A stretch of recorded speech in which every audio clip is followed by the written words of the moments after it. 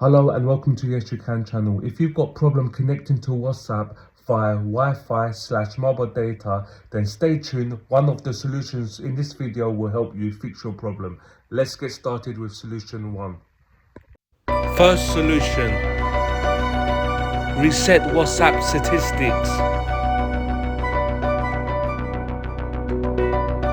Second solution: reset network settings for iPhone or iPad users.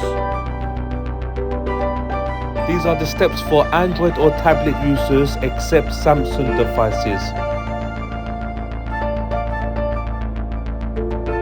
For Samsung Galaxy devices only, these are the steps to follow. Third solution: if you have VPN installed on your phone, then I suggest remove it. Fourth solution: clear storage cache. Fifth solution: ensure Wi-Fi is enabled in WhatsApp Android users only. And the last solution, the sixth solution: reboot your phone or uninstall WhatsApp and reinstall it.